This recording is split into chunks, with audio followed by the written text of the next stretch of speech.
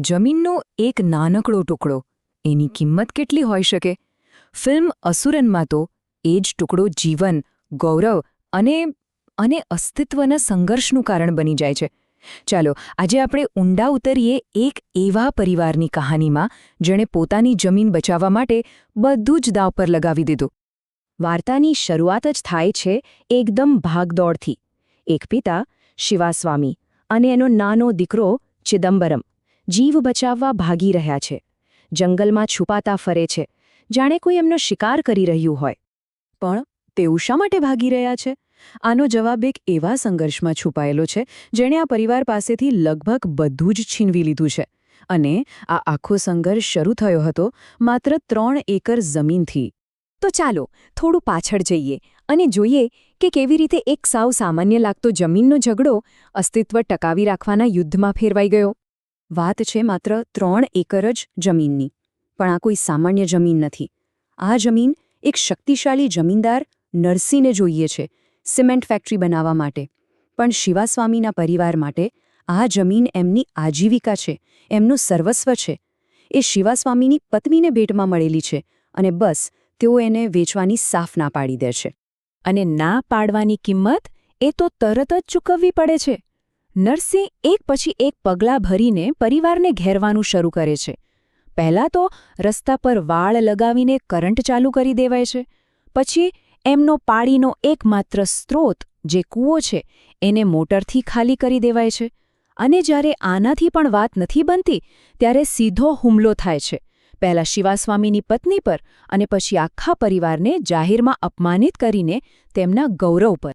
આ સતત વધતું દબાણ પરિવારની અંદર જ એક તિરાડ પાડે છે. પિતાને પુત્ર વચ્ચે.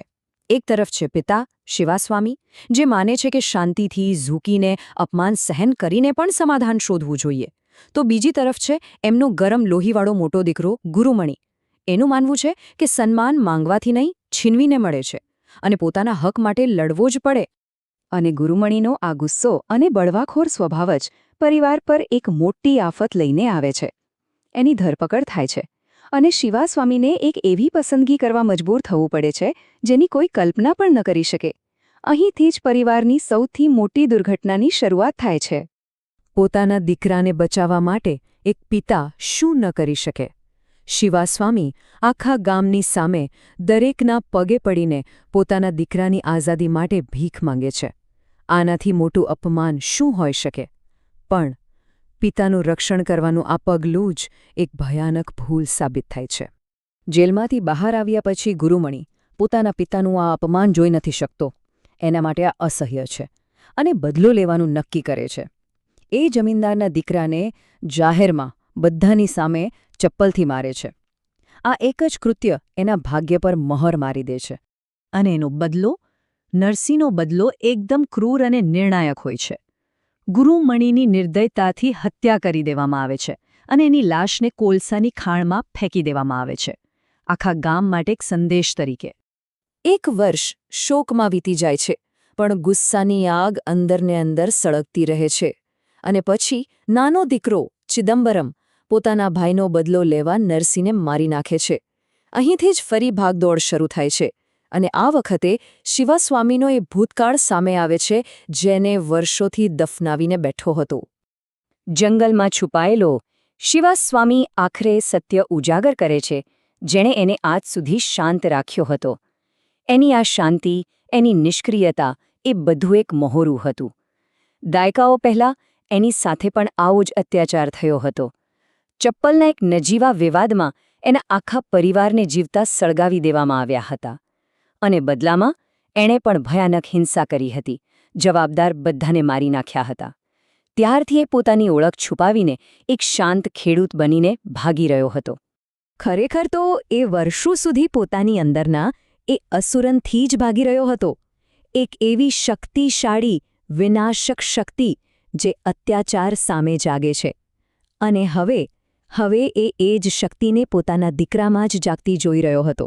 તો હવે ભૂતકાળ સામે આવી ચૂક્યો છે અને ભવિષ્યનું કંઈ જ નક્કી નથી. પરિવાર હવે એમના અંતિમ હિસાબનો સામનો કરવા તૈયાર છે. એક એવી લડાઈ જે ટકી રહેવાની કિંમત ખૂબ જ ભારે હશે. સમાધાનના નામે એક પંચાયત બોલાવવામાં આવે છે. શિવાસ્વામી પોતાના દીકરાની જિંદગી માટે એ 3 એકર જમીન પણ છોડી દેવા તૈયાર થઈ જાય છે. પણ આ સમાધાન નથી, આ તો એક ઝાડ છે. જમીનદારના પરિવારને શાંતિ જોઈતી જ નથી અને ગામના વડીલો તો એની સત્તા સામે લાચાર છે. આ આખો સોદો જ વિશ્વાસઘાત માટે રચવામાં આવ્યો હતો. અને જ્યારે એના છેલ્લા દીકરાની જિંદગી જ દાવ પર લાગે છે ત્યારે શિવાસ્વામીની અંદર વર્ષોથી દબાયેલો એ અસુરન જાગી જાય છે. એના જીવનભરનો ગુસ્સો, એણે સહેલો અત્યાચાર, બધું જ એક ભયાનક લોહિયાળ મુકાબલામાં બહાર આવે છે અને એ જમીનદારના માણસોને એકલે હાથે હરાવી દે છે. આ બધું પૂરું થયા પછી પોલીસ સામે આત્મસમર્પણ કરતા પહેલા શિવાસ્વામી પોતાના દીકરાને એક છેલ્લો અને સૌથી મહત્વનો પાઠ શીખવે છે. એ સમજાવે છે કે જમીન માટેની આ હિંસા એ એક એવું ચક્ર છે જે ક્યારેય પૂરું નથી થતું. એ એક ઝાડ છે. એને કહે છે, તેઓ આપણી જમીન લઈ શકે છે, આપણા પૈસા લઈ શકે છે, પણ આપણું શિક્ષણ એ ક્યારેય નહીં લઈ શકે.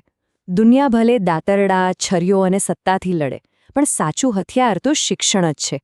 એક એવી શક્તિ જે કોઈ છીનવી ન શકે અને જે ખરેખર ભાગ્ય બદલી શકે છે. શિવાસ્વામીનો પરિવાર આખરે બચી તો જાય છે, પણ એમની આખી સફર એક ખૂબ જ ગંભીર સવાલ પાછળ છોડી જાય છે કે જ્યારે આખી સિસ્ટમ જ કોઈને નિષ્ફળ બનાવવા માટે ગોઠવાયેલી હોય ત્યારે જીતનો અસલી મતલબ શું હોય? વિજય ખરેખર કેવો દેખાય? આ કહાની માત્ર જમીન કે સત્તાના સંઘર્ષની નથી. આ ગૌરવ અને આવનારી પેઢીના ભવિષ્ય માટેની લડાઈની કહાની છે.